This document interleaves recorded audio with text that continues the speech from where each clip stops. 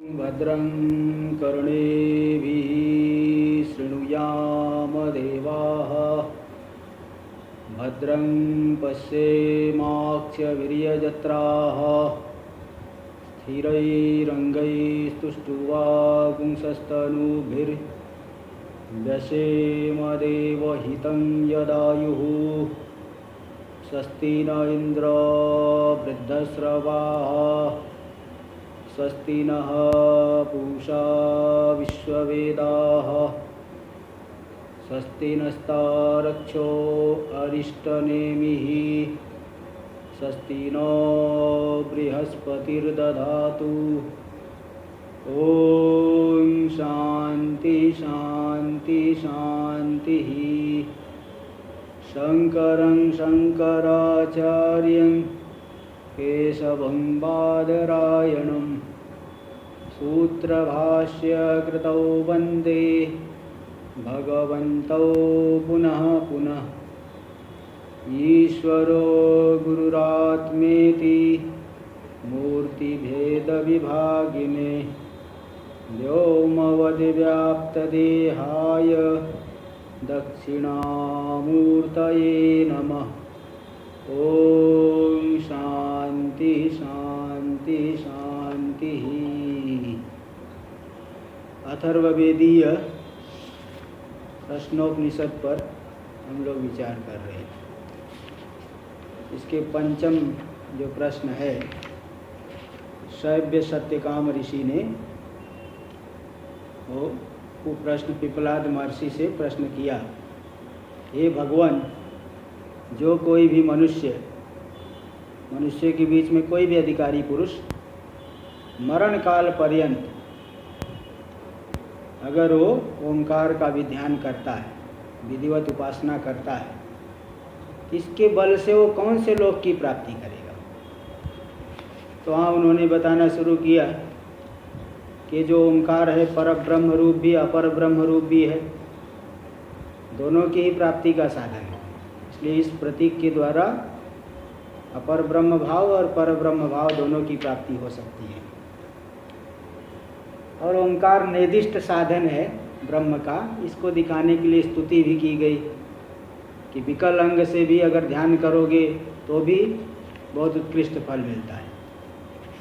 फिर इसके बाद समग्र उपासना का कथन जो है पंचम मंत्र में हो रहा था कि जो इस त्रिमात्र जो ओंकार अक्षर के द्वारा परम पुरुष का ध्यान करता है वह तेजस स्वरूप सूर्य में जाकर के संपन्न हो जाता है और पाप से रहित होकर के फिर वो साम मंत्रों के द्वारा, साम मंत्राभिमानी देवताओं के द्वारा ब्रह्मलोक की प्राप्ति करा दिया जाता है। वहाँ जा कर के वह जो जीव घन यानी जीवों की समष्टि हिरण्यगर्भ से भी जो पर तत्व है, शुद्ध तत्व है, सभी शरीरों में जो व्याप्त है, ऐसे पुरुष को दर्शन कर लेता है, ब्रह्म का ज्ञान हो जा साक्षात्कार कर लेता है वहाँ जाके। तो इसमें जो है फिर षष्ठ, अच्छा हाँ यही चल रहा था, थोड़ा इसका रह गया है। तो हाँ, हिरण्य देखिए तृतीय पेज नंबर 76 पे टीका में प्रथम पंक्ति में आखिरी में तृतीय मात्रा रूपा इति सप्तम्यंत पाठे तत्सूर्य विशेषण। तृतीय मात्रा रूपा जो आ गया है पूर्व पृष्ठ पे आया है, तृतीय मात्रा रूप अगर सप्तम्यंत पाठ लेंगे तो तृतीय मात्रा रूपे तेजसी सूर्य संपन्न, तब तो सूर्य के साथ जो है उसका समानाधिकरण अन्वय हो जाएगा, तो सूर्य का विशेषण बन जाएगा। तो फिर ये क्या, क्यों विशेषण बनने से क्यों विशेषण बने, क्योंकि मकार से आदित्यात्मकत्वादिति, जो मकार है आदित्य स्वरूप है, इसलिए सूर्य का विशेषण बनना ठीक ही है। फिर आगे दिए थे कि जैसे वो पादोदर है यानी सर्प केचुल से रहित हो जाता है, यथा पादोदर सर्पस त्वचा विनिर्मुच्यते, त्वच से विनिर्मुक्त हो जाता है, यानी जीर्ण त्वग विनिर्मुक्त स पुनर्नवो भवत, जीर्ण त्वक से रहित होकर के केचुल जो है उसकी पुरानी हो गई है, उसको छोड़ करके वो पुनः नवीन हो जाता है। एवं हवा येष यथा दृष्टांत, जैसे दृष्टांत में आया इसी प्रकार यह जो उपासक है स पापमना सर्पत्वक स्थानीय अशुद्धि रूपेण विनिर्मुक्ता, जो पाप है जो कि सर्पत्वक स्थानीय है, दृष्टांत में जैसे दिखाया गया वैसे ही है। उसी पाप से अशुद्ध हो रहा था पहले, असिद्धि रूप पाप से वह विनिर्मुक्त हो करके सामभिस तृतीय मात्रा रूप है, तृतीय मात्रा रूपी जो साम ऋचाओं के द्वारा, क्योंकि मकार साम रूप है, तो इस जो है इसके द्वारा ऊर्ध्वम उन्नीयते ब्रह्मलोकम, ऊर्ध्व ऊपर ब्रह्मलोक में ले जाया जाता है। सूर्यमंडल से भी ऊपर वो ब्रह्मलोक की प्राप्ति करा दिया जाता है। हिरण्यगर्भस्य ब्रह्मणो लोकम सत्याख्यम, हिरण्यगर्भ संज्ञक जो ब्रह्म है उनके लोक सत्य संज्ञक ब्रह्मलोक की प्राप्ति करा दिया जाता है। स हिरण्यगर्भ सर्वेषां संसारिणाम जीवानाम आत्मभूता, वो जो हिरण्यगर्भ है सभी संसारी जीवों का आत्मभूत है, क्योंकि व्यष्टि जो समष्टि सूक्ष्म शरीर का अभिमानी है, व्यष्टि तो समष्टि का अंश होता है, इसलिए सभी संसारी जीवों का वह संसरण करने वाले जीवों का वह आत्मभूत है, स्वरूपभूत है। सही अंतरात्मा, सही अंतरात्मा लिंग रूपेण सर्वभूताना, लिंग शरीर रूप से वही सभी भूतों के अंतरात्मा हो गया, इसलिए तस्मिन् ही लिंगात्मनि संहता सर्वे जीवाः, उस लिंगात्मा हिरण्यगर्भ में ही सभी जीव संहत है, संगत हो गए मिल करके, क्योंकि व्यष्टि मिल करके ही समष्टि बनते हैं, तो संगत हुए हैं, समर्पित होकर के विद्यमान है। तस्मात् स जीव घन, इसलिए वह हिरण्यगर्भ है जीवों का घन यानी समष्टि। टीका में देख लीजिए, टीका में दे रहे हैं हिरण्यगर्भस्य जीव घनत्वम अनागता वेक्षण न्यायेन उपपादयति, हिरण्यगर्भ जीवों की समष्टि है, इस बात को अनागत अवेक्षण न्याय, अनागत अवेक्षण न्याय क्या है, जो आगे अनागत यानी भविष्यत्कालीन है, उसको दूर के भी दूर की वस्तु को भी देख करके जो आकलन कर लेते हैं, कालांतर में होने वाली जो घटना है, भविष्य में होने वाली घटना है, उसका भी जो आकलन करके कर लेते हैं, जो इसी को उसको अनागत अवेक्षण न्याय कहते हैं। तो यहाँ पे जो चल रहा था मंत्र में तो जब व्याख्या चल रही है किस पद की, कि स पापमना विनिर्मुक्तः सामभिरुन्नीयते ब्रह्मलोक, तो ये जो है जीव घन तो आगे आ रहा है ना, थोड़ा आगे जाके स एतस्मात् जीव घना, तो आगे आ रहा है, तो भी अनागत अवेक्षण न्याय से पूर्व में ही अन्वय कर दिया, इसलिए जीवा नाम आत्मभूत, यही पे जो है बता दिए कि यथा पादोदरस स सामभिरुन्नीयते ब्रह्मलोक। हाँ, तो वही जो ब्रह्मलोक में आया है, तो अनागत आने यानी आगे आने वाला है, तो उसको यहीं पे अन्वय करके बता दिए कि सभी भूतों की समष्टि है। तो लिंग रूपेण बताए कि लिंग रूपेण वह सभी भूतों की अंतरात्मा है, तो लिंग रूपेण का अर्थ कर दिए समष्टि लिंग रूपेण इत्यर्थ, समष्टि लिंग रूप से सभी भूतों की अंतरात्मा है। देखिए आगे, तस्मिन् ही, क्योंकि उसमें ही सभी, उस लिंगात्मा हिरण्यगर्भ में सभी जीव समर्पित हैं। तो टीका में देखिए इसका अर्थ दे रहे, समष्टि लिंगात्मनि हिरण्यगर्भे, जो समष्टि लिंगात्मा है हिरण्यगर्भ, उस हिरण्यगर्भ में व्यष्टि लिंगाभिमानिना सर्वे जीवा, व्यष्टि लिंग में अभिमान करने वाले जितने भी जीव है, वे सभी के सभी जीव समष्टि लिंगात्मा हिरण्यगर्भ में संगत है, समर्पित है। इसमें उदाहरण दे रहे, गोत्र सामान्य खंड मुंडादय इव, जैसे गोत्र जाति है सभी गो में रहती है, गोत्र जाति तो सभी गो में है, किंतु व्यक्ति रूपी उपाधि को अलग अलग शरीर को लेकर के व्यक्ति अलग अलग दिखाई पड़ते हैं, लेकिन सभी को गो कहा जाता है। तो उपाधि भेद से शरीर स्थूल शरीर भेद से व्यक्ति तो अलग अलग दिखती है, लेकिन गोत्र तो सभी में अनुगत है। तो गोत्र तो सामान्य में खंड मुंड आदि। खंड कहते हैं जिस गाय की पूंछ कट गई हो उसको खंड गौ कहते हैं। जिस गाय की कोई पूंछ कट जाती, कोई बीमारी से अथवा किसी वजह से पूंछ कट गई, उसको खंड गौ कहते हैं। और गाय आपस में जो है लड़ती है, तो किसी गाय की सींग टूट गई, श्रृंग टूट गई, तो श्रृंग टूटने पर उसका नाम होता है मुंड गौ। तो खंड मुंड गौ अथवा सकल गौ है, खंड गौ है, मुंड गौ है। तो जितने भी गो है, गो व्यक्ति है, सभी के सभी गोत्र सामान्य में उपाधि भेद से कल्पित है, क्योंकि सभी के सभी को गो कहा जाता है। इसी प्रकार जितने भी व्यष्टि सूक्ष्म शरीर है सभी लिंगात्मा हिरण्यगर्भ में समर्पित है। अलग अलग से की उपाधि है थोड़ा, इसलिए भेद है, वास्तव में हिरण्यगर्भ से अभिन्न है, भिन्न नहीं है, इसलिए वो सब उसमें समर्पित दिखा दिए। आगे इदानीं वाक्यम योजयति। अच्छा, एक पंक्ति रहे, तस्मात् स जीव घन, इसलिए वह हिरण्यगर्भ जीव घन है, जीवों की समष्टि है। घन यानी समष्टि लेना। इदानीं वाक्यम योजयति, अब वाक्यों का योजना करते हैं कि जो अन्वय करके दिखाएंगे, जो इस प्रकार से उपासना करेंगे अन्वय करके। स विद्वान त्रिमात्र ओंकाराभिज्ञ, वह जो विद्वान उपासक है, 3 मात्राओं वाले ओंकार को जानने वाला, तो जानने वाला है, तो ये तस्मात् जीव घनात् हिरण्यगर्भात् परात् परम, ये जो जीवों की समष्टि हिरण्यगर्भ है उससे भी जो पर है, उस पर हिरण्यगर्भ से भी जो पर है, उत्कृष्ट है।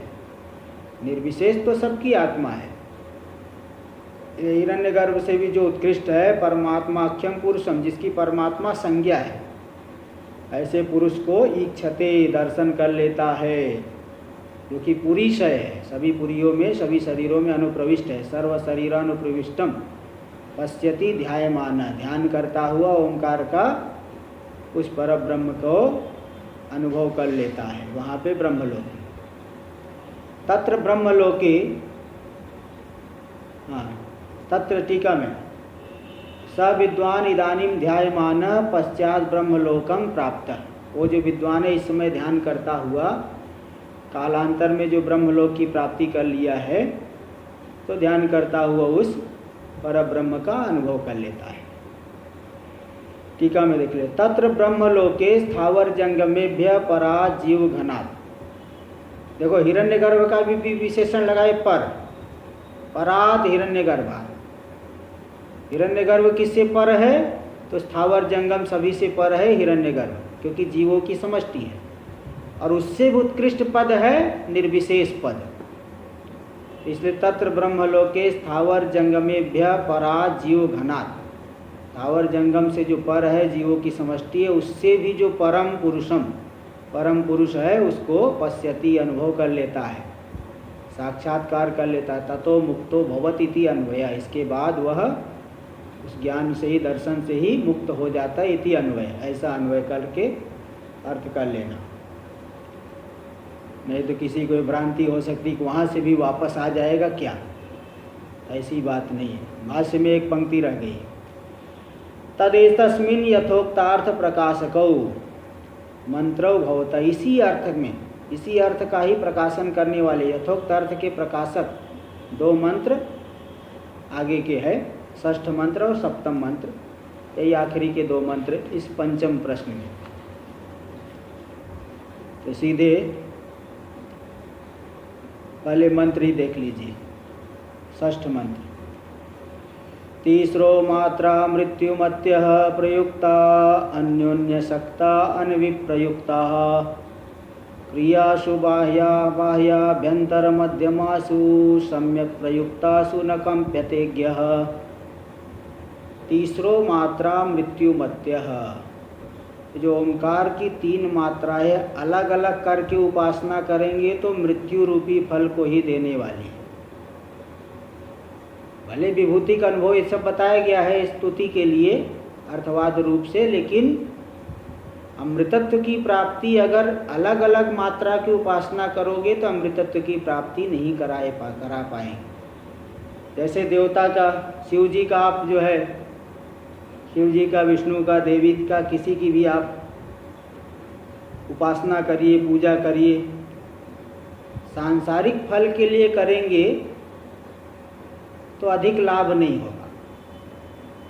सांसारिक फल तो मिल जाएगा, वो और अधिक वासनाओं को बढ़ाएगा। देवता से जो है वो व्यक्ति दूर ही रह जाएगा। लेकिन अगर वही निष्काम भाव से अगर भक्ति कर रहा है, पूजा कर रहा है, तो फिर वो देवता और मनुष्य के बीच में दूरी घटती जाएगी। वो जो है देव स्वरूप को अनुभव कर लेगा कालांतर में, क्योंकि निष्काम भाव से जो पूजा आदि है वह व्यक्ति के अंतःकरण को शुद्ध करती है। इससे जितनी संकीर्णता है सब दूर होती जाएगी। तो इसी तरह से यहाँ पे भी अगर 3 अलग अलग मात्राओं की उपासना करेंगे तो मृत्यु को ही देने वाली है। लेकिन जब मिला करके प्रयुक्ता अन्योन्य सक्ता प्रयोग करेंगे, मिला करके अन्योन्य सक्ता, परब्रह्म को विषय, परब्रह्म को विषय, परब्रह्म रूपी अर्थ में उसका जब प्रयोग करेंगे, अन्योन्य सक्ता, तीनों मात्राओं को मिला करके, तीनों मात्राओं का संबंध करके, ओंकार उपासना में जो अकार मात्रा को उकार में विलीन करते हैं चिंतन के माध्यम से, उकार को मकार में, मकार को ओंकार, ओंकार अहम रूप है और वही मैं साक्षी रूप हूँ। इस तरह से जब मिला करके उपासना करेंगे, अनभिप्रयुक्ता, विपरीत अर्थ में जो प्रयोग नहीं करेंगे, ब्रह्म रूपी अर्थ में मिला करके जब इन मात्राओं का प्रयोग करेंगे, चिंतन करेंगे ब्रह्म का, तो क्रियासु बाह्याभ्यंतर मध्यमासु सम्यक प्रयुक्तासु, जो बाह्य, आभ्यंतर और मध्यम क्रिया, बाह्य क्रिया है जागृत अवस्था, आभ्यंतर क्रिया है स्वप्नावस्था, नहीं ये सुषुप्ति अवस्था, मध्यम क्रिया है स्वप्नावस्था। सुषुप्ति को भी क्रिया ही माना गया है, क्योंकि आप देख सकते हैं कि जैसे आप 5 घंटे सोते हैं, आप अभी सोए और थोड़े समय बाद ही कोई आदमी आपको जगा दिया, जोर से धक्का मारे, रे उठो उठो उठो, तो आप उठ जाओगे, लेकिन तरोताजगी का अनुभव नहीं करोगे। आपको नींद लगेगी, आपका सिर दर्द करने लगेगा, शरीर भारी पड़ जाएगा, और कई दिन तक अगर न सो तो पागलपन जैसा व्यक्ति में हो जाएगा, पागलों जैसा हो जाएगा। इसलिए जब हम ठीक ढंग से सोते हैं 5-6 घंटे, 5-6 घंटे सोए तो समझ लो ये सुषुप्ति क्रिया पूरी हो गई। भाई भोजन जो है ठीक ढंग से पकाओ, तो ठीक ढंग से पकने पर वह भोजन स्वादिष्ट लगता है, और भोजन को अगर ठीक ढंग से न पकाए, आधा पका रहे, तो भोजन को खाएंगे तो पेट ही दर्द होता है। ऐसी सुसुप्ति हम 5-6 घंटे जो हम लोग सोते हैं, पूरा जितना सोते हैं नियम से उतना सोए तो समझ लो यह क्रिया पूरी हो गई, और पूरा नहीं सोए तो समझ लो क्रिया अधूरी रह गई, फिर वो स्फूर्ति का अनुभव नहीं होता। इसलिए ये सब भी क्रिया ही है, बाह्य जागरण अवस्था, स्वप्नावस्था, सुसुप्ति अवस्था, ये सब क्रिया ही है। तो बाह्य, आभ्यंतर और मध्यम, बाह्य यानी जागृत अवस्था, आभ्यंतर यानी सुसुप्ति अवस्था, मध्यम यानी स्वप्नावस्था।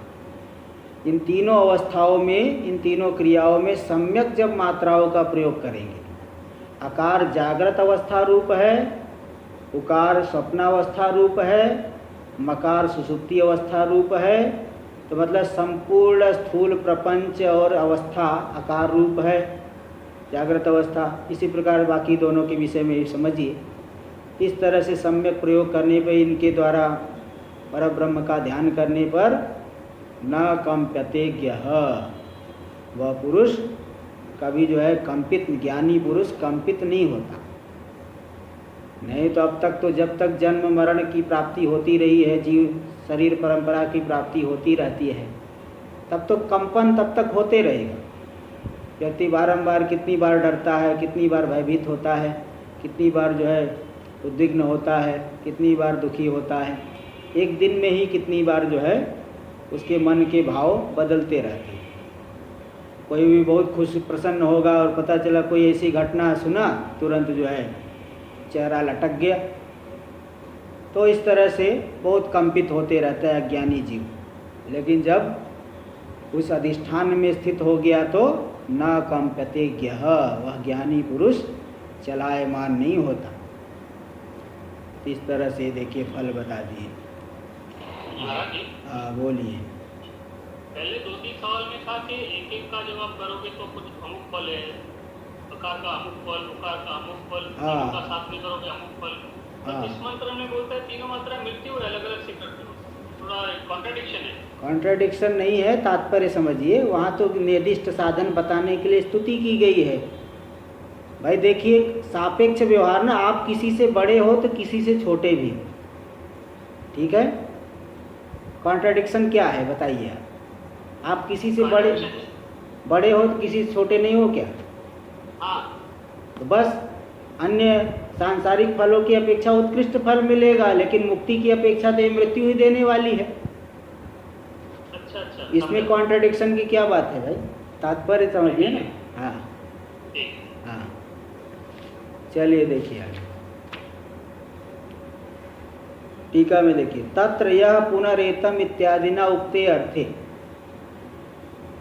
हाँ, तत्र यानी द्वयोर मध्य, दो मंत्रों के द्वारा बताया ना, पूर्वोक्त अर्थ के प्रकाशक दो मंत्र हैं, उन दोनों के बीच में यह पुनरेतम इत्यादि न, यह पुनरेतम तिमात्रेण जो बताया गया पंचम मंत्र में, उसके द्वारा कहे गए अर्थ में आद्य मंत्र को यानी षष्ठ मंत्र को जोड़ते हैं, और सप्तम मंत्र भी फिर आगे आएगा। तो षष्ठ यानी पंचम मंत्र में जो अर्थ शुरुआत में कहा गया, उसी अर्थ को षष्ठ मंत्र में बता रहे हैं। तो इसको योजयति तीसरा, भाष्य में देखिए। तीसरा त्रिसंख्या का अकारोकार मकाराख्या ओंकार से मात्रा। ओंकार की 3 मात्राएं है, 3 संख्या है वाली है। अकार उकार और मकार संज्ञक ओंकार की 3 मात्राएं, लेकिन तीनों मृत्युर्गोचरा, मृत्युमत्यः, मृत्युमती है। मृत्युर्यस्या अस्ति इति मृत्युमती, बहुवचन में बन जाएगा मृत्युमत्यः। मृत्युर्यासां विद्यते, एक साथ में दे बहुवचन का ही, मृत्युर्यासां विद्यते ता मृत्युमत्यो, जिनसे संबंधित मृत्यु होता है। अलग अलग करोगे, एक अलग अलग की उपासना करोगे तो मृत्यु की प्राप्ति होगी। यानी मृत्यु गोचराद अनतिक्रांता, मृत्यु की विषयता का अतिक्रमण नहीं करती है, उससे हटी नहीं है। यानी मृत्यु गोचरा एवं, तीनों अलग अलग मात्राओं की उपासना करोगे तो मृत्यु की ही प्राप्ति होगी, मृत्यु की विषयता का अतिक्रमण नहीं कर पाओगे। टीका में देख लीजिए। प्रत्येकम, देखो 2 बातें, अलग अलग की उपासना करोगे और ब्रह्म दृष्टिम च बिना, ब्रह्म दृष्टि नहीं करके कोई परिच्छिन्न देवता दृष्टि करके उपासना करोगे तो तद उपासका नाम मृत्यु अनतिक्रमा, तब तो उपासक की मृत्यु का अतिक्रमण नहीं होगा। देखो प्रत्येक, पहली बात तो प्रत्येक की अलग अलग उपासना की तो भी मृत्यु की विषयता का अतिक्रमण नहीं कर पाओगे, और मिला करके भी उपासना करने पर अगर ब्रह्म दृष्टि से उपासना नहीं करोगे तो मृत्यु को अतिक्रमण नहीं कर पाएगा उपासक। देखो 7 नंबर टिप्पणी में देखिए, दे दिए। इसलिए टिप्पणीकार जो है छोटी सी बात लिखते हैं लेकिन बहुत गंभीर होती है। तद उपासका नाम मैंने संहत्यापि इत्यादि, मिला करके भी अगर उपासना किए और ब्रह्म दृष्टि के बिना की तो उपासकों को उपासक मृत्यु का अतिक्रमण नहीं कर पाएंगे। तो फिर कैसे करें हम? तो बता दी कि ब्रह्म दृष्टिया संश्लिष्टत्वेन च संभूय च प्रयुक्ता, तीनों मात्राओं को मिला करके उपासना करना है, और ब्रह्म दृष्टि से मिला करके जब उपासना करेंगे तो प्रयोग करने पर नायम दोष, प्रयुक्ता चेत नायम दोष, ऐसा प्रयोग करने पर ये दोष नहीं। त्याग किंच, भाष्य में देखिए किंच, इसके पहले एक पंक्ति रह गई, ता आत्मनो ध्यान क्रियासु प्रयुक्ता। ये जो मात्राएं है आत्मा के ध्यान क्रिया में प्रयोग करने पर। किंच अन्योन्य सक्ता इतरेतर संबद्धा, परस्पर संबंध करके जब उपासना करेंगे, तीनों मात्राओं का संबंध है, अकार उकार मकार का, जैसे तीनों अवस्थाओं का संबंध है ऐसे तीनों मात्राओं का भी संबंध है। अनविप्रयुक्ता यानी विशेषेण एकैक विषय व विप्रयुक्ता, विशेष रूप से एक एक विषय में प्रयुक्त की गई, तो हो गया विप्रयुक्ता। न तथा विप्रयुक्ता इति अविप्रयुक्ता यानी विपरीत रूप से प्रयोग की गई। न अविप्रयुक्ता, हाँ बोलिए, आवाज ठीक से नहीं आ रही, देख लीजिए आगे। अनविप्रयुक्ता विशेषण एक विषय व प्रयुक्ता विप्रयुक्ता, विशेषण एक एक विषय में जागृत आदि रूप में जब प्रयोग करेंगे तो हो गए विप्रयुक्ता। न तथा विप्रयुक्ता विप्रयुक्ता, न विप्रयुक्ता अनविप्रयुक्ता, कुल मिला करके जो विपरीत रूप से हम प्रयोग नहीं करेंगे बल्कि परस्पर संबंध करके एक ही ब्रह्म रूपी अर्थ में जब हम प्रयोग करेंगे तो जो है वह मुख्य फल की प्राप्ति होगी। हाँ, आगे देख लीजिए भाष्य में, किं तर्हि विशेषेण एकैकस्मिन् ध्यान काले तीसरीषु क्रियासु, विशेष रूप से एक एक के ध्यान काल में तीनों क्रियाओं में, तीसरीषु क्रियासु मतलब बाह्याभ्यंतर मध्यमासु, यानी बाह्य हो गए जागृत, मध्यम हो गया स्वप्न और आभ्यंतर यानी सुसुप्ति, सुसुप्त स्थान पुरुषाभिध्यान लक्षणासु, तीनों स्थानों की पुरुषों के अभिध्यान रूपी योग क्रियासु। आकार जो है समष्टि सूक्ष्म स्थूल का अभिमानी रूप है, उकार समष्टि जो है सूक्ष्म का अभिमानी है, समष्टि व्यष्टि मिला करके, मकार जो है समष्टि कारण का अभिमानी है। ये जो है तीनों स्थान वाले पुरुषों के अभिध्यान रूपी योग क्रिया में, ध्यान क्रिया में सम्यक प्रयुक्तासु यानी सम्यक ध्यान काले प्रयोजितासु, प्रयोग करने पर न कंपते न चलति ज्ञो, ज्ञो यानी ज्ञानी योगी पुरुष चलायमान नहीं होता क्योंकि वो आत्मा का साक्षात्कार कर लेगा। यथोक्त विभागज्ञ ओंकार से इत्यर्थ, ज्ञ का अर्थ है ज्ञानी, जानाति इति ज्ञ, ज्ञानी योगी मतलब ओंकार के पूर्वोक्त विभाग को जानने वाला। टीका में देख लीजिए, इसका दे रहे हैं, जागृत इति, जागृत पुरुषो वैश्वानरा भिन्नो विश्व, जागृत पुरुष है हो गया वैश्वानर, विराट से अभिन्न जो विश्व, समष्टि में हो गया वैश्वानर और विश्व हो गया व्यष्टि में। तस्थानम स्थूल शरीरम, उसका स्थान हो गया स्थूल शरीर, और जागृतम च जागृत अवस्था। और स्वप्न पुरुष कौन है? स्वप्न पुरुषस्तु हिरण्यगर्भा भिन्नस तेजस, स्वप्न पुरुष हो गया हिरण्यगर्भ से अभिन्न तेजस और उसका स्थान है तस्थानम लिंग शरीरम स्वप्नश्च, उसका स्थान हो गया लिंग शरीर और स्वप्नावस्था। सुसुप्तौ ईश्वर आत्मा प्राज्ञ, सुसुप्ति में पुरुष है ईश्वर आत्मा, ईश्वर, और व्यष्टि में हो गया प्राज्ञ। ईश्वर आत्मा ईश्वर स्वरूप जो प्राज्ञ, समष्टि से अभिन्न व्यष्टि। तस्थानम अव्याकृतम, उसका स्थान हो गया अव्याकृत। अव्याकृतम का अर्थ किए 2 नंबर टिप्पणी, अव्याकृतम अविद्या यानी कारण देह, कारण शरीरम, और अवस्था है सुसुप्ति अवस्था। तेषाम अकारादि तादात्म्येन यद अभिध्यानम, इन तीनों ही अवस्थाओं के और तीनों अभिमानियों चैतन्यों का आकार के साथ तादात्म्य करके जो हम अभिध्यान करेंगे तो तद लक्षणासु योग क्रियासु प्रयुक्तासु, उस स्वरूप वाली ध्यान क्रिया में, योग क्रिया में इन तीनों मात्राओं का अन्योन्य सत्ता यानी मिला करके, परस्पर संबद्ध करके, यानी विप्रयुक्ता, विपरीत रूप से प्रयोग नहीं करके ब्रह्म रूपी अर्थ में प्रयोग करेंगे तो यानी तीसरो मात्रा प्रयुक्ताश्चेत, तीनों मात्राओं का प्रयोग कर दिए तो न कंपते, वह ज्ञानी पुरुष कंपित नहीं होता, स्वरूप से चलायमान नहीं होता,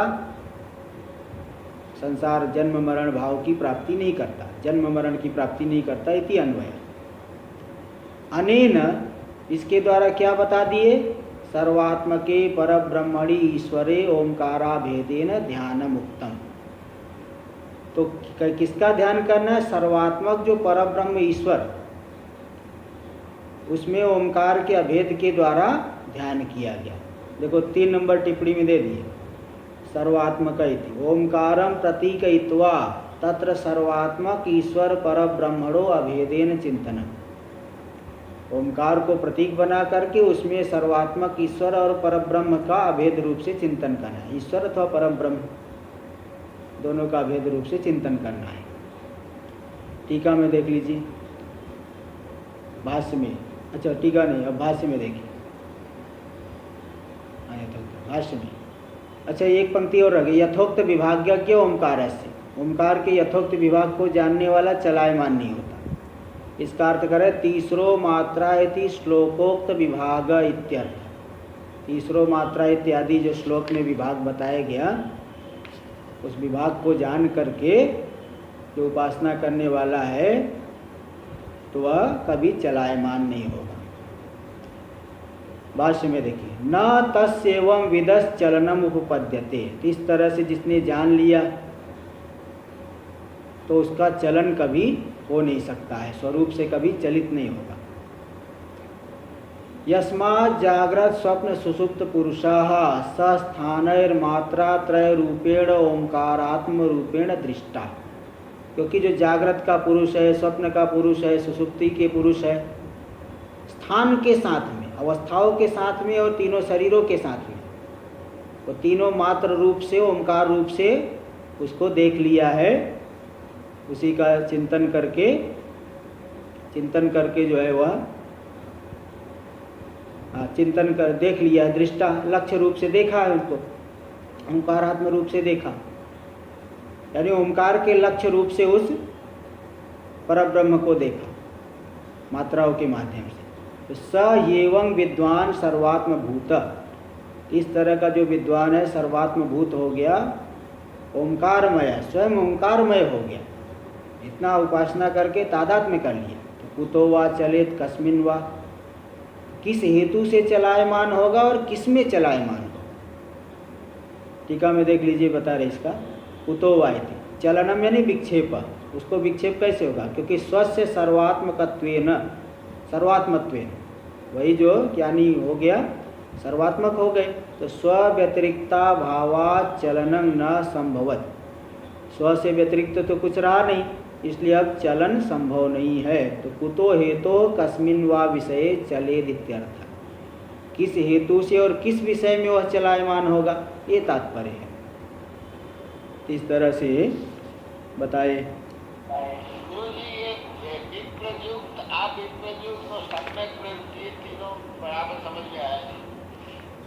विप्रयुक्त मैंने देखो, विप्रयुक्त यानी विशेष रूप से प्रयुक्त है, विपरीत रूप से प्रयुक्त नहीं है विप्रयुक्त। और न विप्रयुक्त इत्या अविप्रयुक्त हो गया, यानी विपरीत रूप से प्रयोग किया और फिर दोबारा नए तत्पुरुष कर दिए, न अविप्रयुक्त इत्या अनविप्रयुक्त, यानी फिर वही अर्थ आ गया, विपरीत रूप से प्रयोग नहीं करके सही ब्रह्म रूपी अर्थ में जिसका प्रयोग किया, और अन्योन्य सत्ता मतलब परस्पर मिला करके तीनों मात्राओं का प्रयोग किया। चलिए देखिए आगे, अंतिम मंत्र, सर्वार्थ संग्रहार्थो द्वितीय मंत्र। संपूर्ण अर्थों का संग्रह करने के लिए दूसरा मंत्र, मतलब दो मंत्र। जो पंचम मंत्र में आया था तो वहाँ बताया था कि अंतिम में 2 मंत्र पूर्व में कहे गए कि प्रकाशक है, तो उसमें से पहला मंत्र यानी षष्ठ मंत्र चले गया। अब दूसरा मंत्र मतलब सप्तम मंत्र संपूर्ण अर्थों का संग्रह करने वाला है।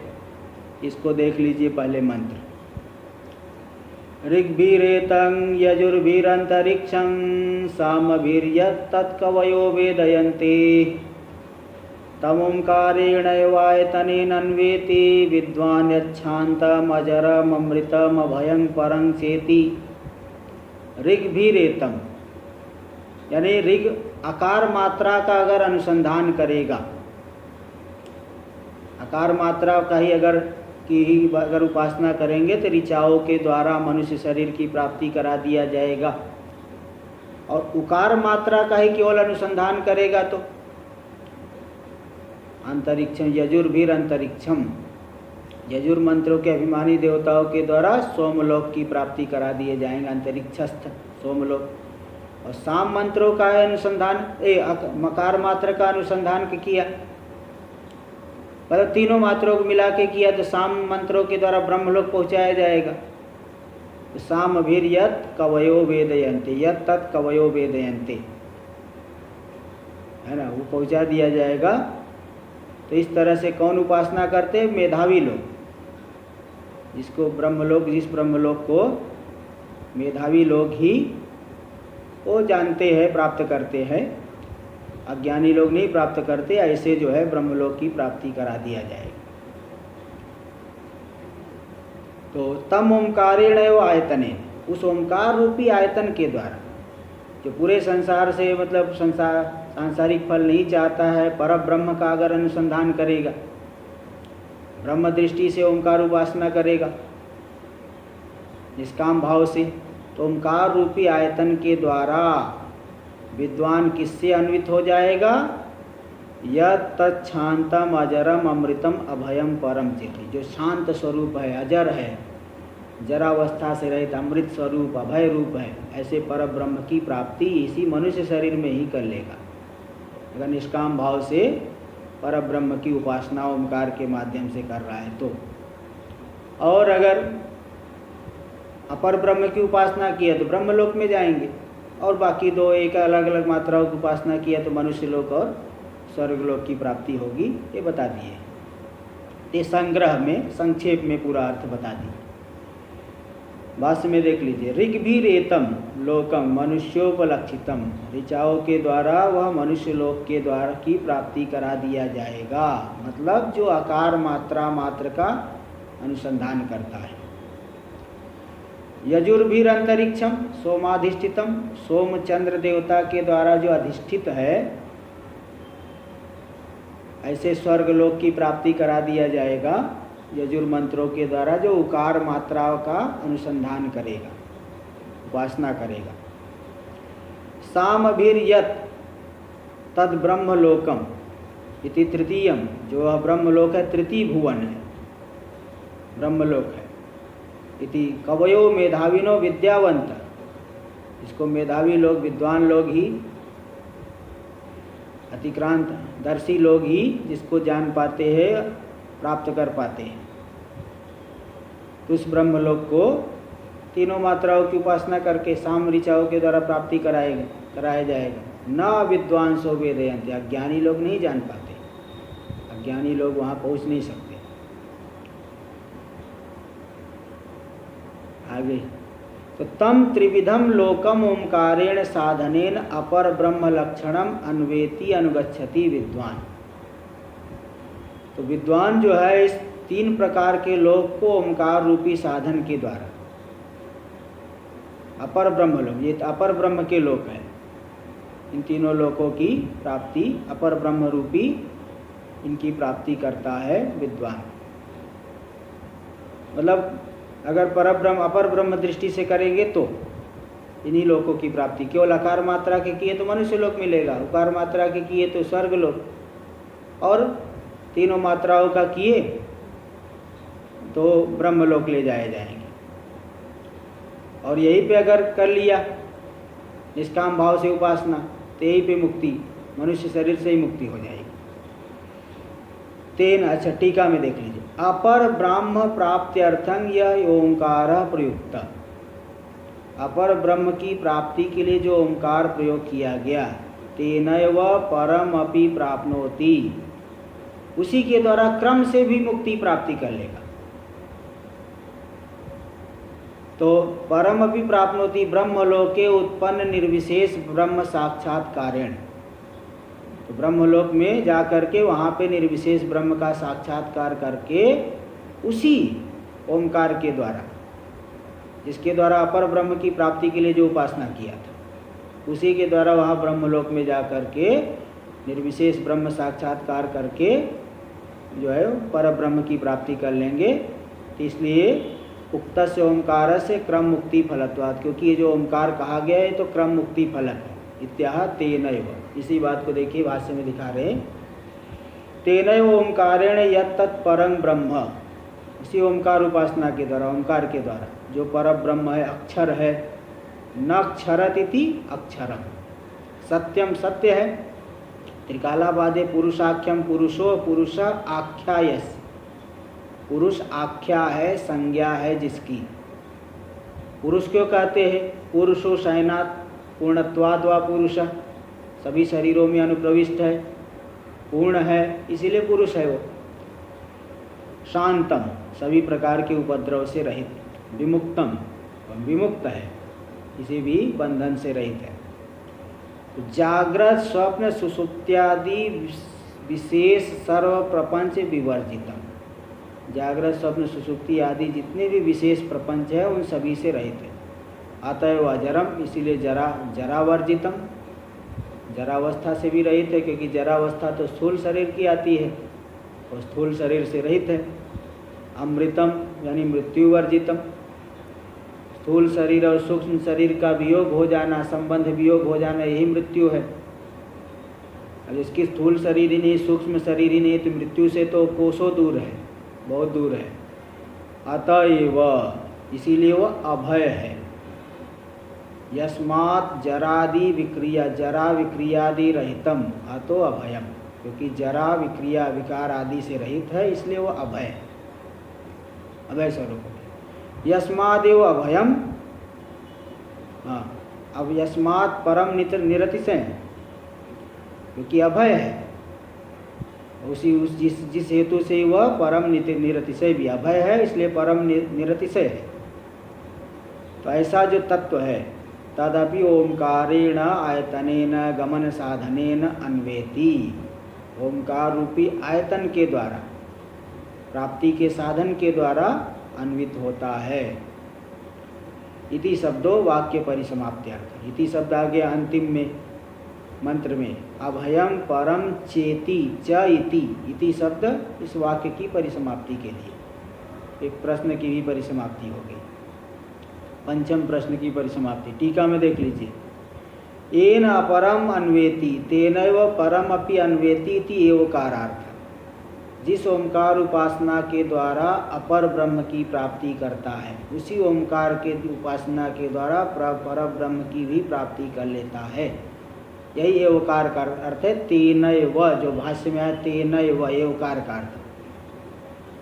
तदपि ओंकारेण आयतन इति आयतन विशेषार्थम पुनर् ओंकार ग्रहणम, तदपि ओंकारेण, उस पर ब्रह्म को भी ओंकार के द्वारा ही प्राप्ति कर लेता है।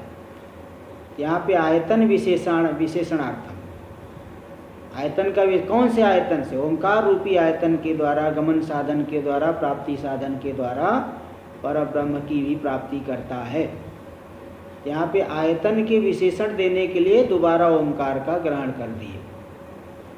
इति न पुनरुक्ति इति बोध्यम, इसलिए कोई पुनरुक्ति नहीं, कोई सोचे कि यहाँ फिर दोबारा क्यों कह रहे हैं, क्या होते? आयतन का विशेषण देने के लिए तो ये दे दिए। इस तरह से पंचम प्रश्न का विचार पूरा हुआ।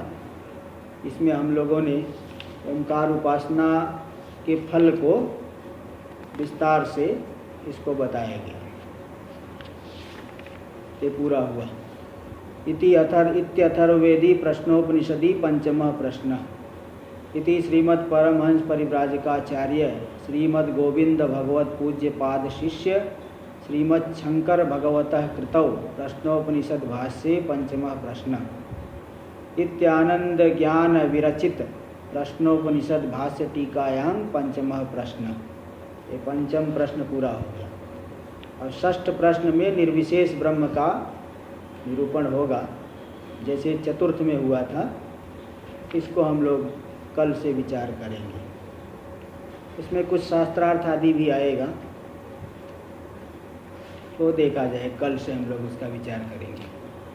ओम भद्रं कर्णेभिः शृणुयाम देवाः भद्रं पश्येमाक्षभिर्यजत्राः स्थिरैरङ्गैस्तुष्ट्वा देवहितं यदायुः स्वस्ति न इन्द्रो वृद्धस्रवाः स्वस्ति नः पूषा विश्ववेदाः स्वस्ति नस्तारक्षो अरिष्टनेमिः स्वस्ति नो बृहस्पतिर्दधातु। ओम शांति शांति शांति। शंकरं शंकराचार्यं केशवं बादरायणं सूत्रभाष्यकृतौ वन्दे भगवन्तौ पुनः पुनः। ईश्वरो गुरुरात्मेति मूर्तिभेदविभागिने व्योमवद्व्याप्तदेहाय दक्षिणामूर्तये नमः। ओम शांति शांति शांति।